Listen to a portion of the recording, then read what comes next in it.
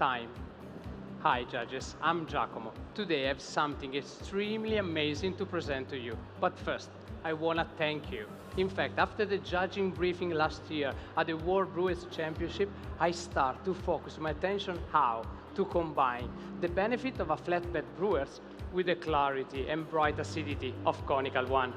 And after 8 months of not stopping work, research, and test, I can finally introduce to you the D1 Brewers. These brewers has a flat bottom part for more consistent extraction, more sweetness and better mouthfeel. But thanks to a 66 degrees angle shape, it has also the clarity and bright acidity, typical of conical one. It has also 2 rings. The first ring is inside the brewers. This ring just hold the filter paper, creating a room, a space between the filter paper and the bottom part of the brewers. In this way, judges, the water flow can be faster, and I'm going to avoid to stack the water, especially in the last part of extraction. The other ring is under the brewers. This ring allowed me to add this accessory that convey all the brewed coffee in a frozen bowl. In fact, I'm going to cool down the first 50 grams of my extraction. Have been demonstrated by the Zurich University, but also Sasha Sestic, the importance of chili compounds to capture more volatile aroma into the server. And now, ladies and gentlemen, I'm so happy to use these brew methods to brew one of the most incredible cup of coffee I ever experienced in my life. It's a blend of 2 coffees. The first one is the new Lot 709 from Jensen Coffee. It's a geisha variety, growing in the Volcan area, 1,800 meters on the sea level. This coffee is a perfect example of combination of variety, terroir and processing. 96 hours of fermentation, 17 days of drying process make this geisha so unique for complexity, fruitiness and sweetness. You can enjoy yellow and tropical fruits, and I'm using 60% of this blend in my coffee. The other coffee, it's a Colombian coffee. It's a Eugenioides. I discovered this coffee thanks to my friend of Immaculada team. This coffee growing in the Cauca region at 1,100 meters on the sea level. And it has a natural, unique, incredible sweetness. And thanks a natural process, it has also guava and red fruit notes. And I'm using 40% in my blend. I choose this percentage not only to a light body and to balance acidity, bitterness and sweetness, but because I believe this is the best percentage to alight the characteristic of these 2 coffee together. I'm using 16 grams of coffee for 260 grams of water. And I'm dividing in 4 pours. First 50 grams of blooming and 3 pours of 70 grams each.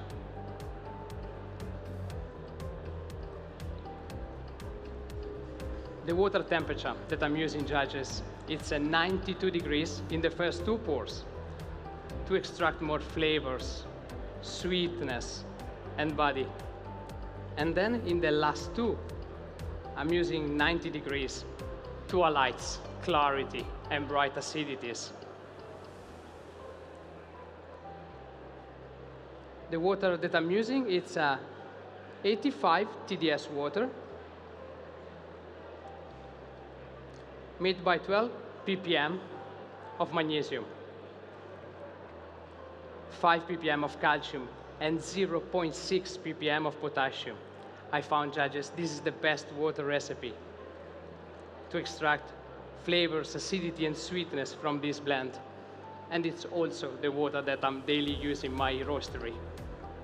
I would like you now keep note of the aroma of my coffee. The aroma of my coffee is high intensity. It's complex and pleasant. And you can find raspberry, strawberry,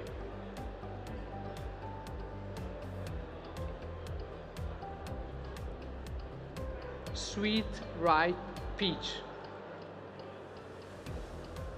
and vanilla.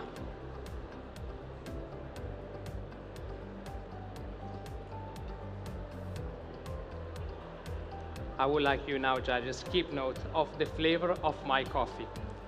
The flavor of my coffee, it's high intensity in all its temperature phases, from hot to cold. When hot,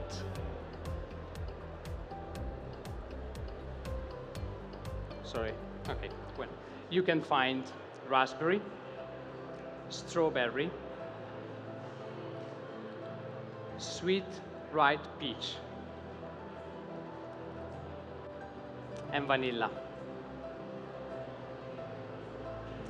You can start to enjoy a bit of guava, but the guava will be up front in the warm temperature. In fact, when it's warm, you can find guava, raspberry, beautiful pineapple. But here, the yellow ripe peach that you find in the hot temperature, it's white peach. And then finally,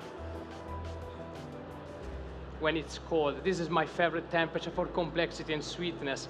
You can still find raspberry, guava, pineapple. But the white peach that you find in the warm stage, change again. And now you have peach iced tea. Judges, I will give you later more information about this coffee. But you can smell now the aroma. Please swirl the serval at least 3 times and smell the aroma directly from it. Please, Mother, enjoy. And thank you so much.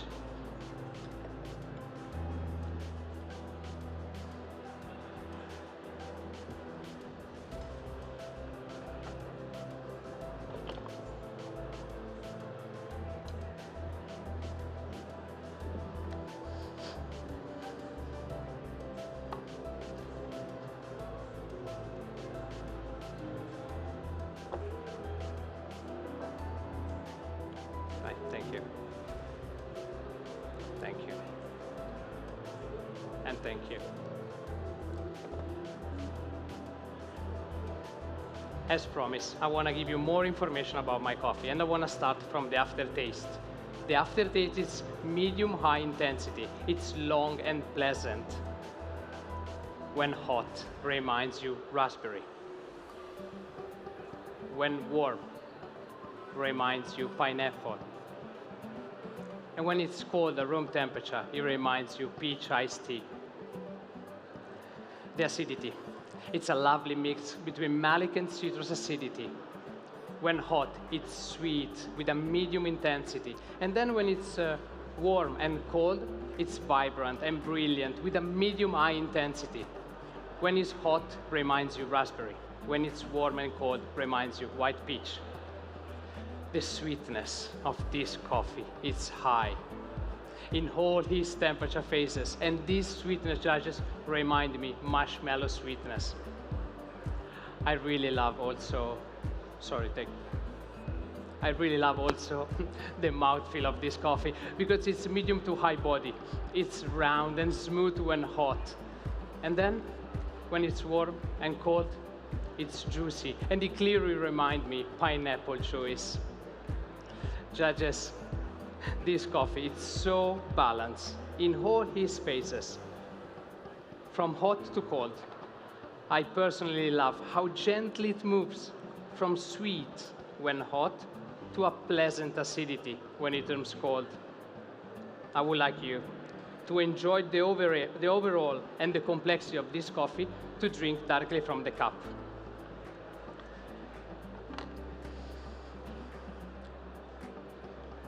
You know, judges, there are so many incredible coffee in this world, but what I just tried to do today is to find my combination of beans, water, and technique in order to provide to you my idea of specialty coffee. Michael Savage from Coffee Technology one day said, "Brewing should be considered a personal taste adventure."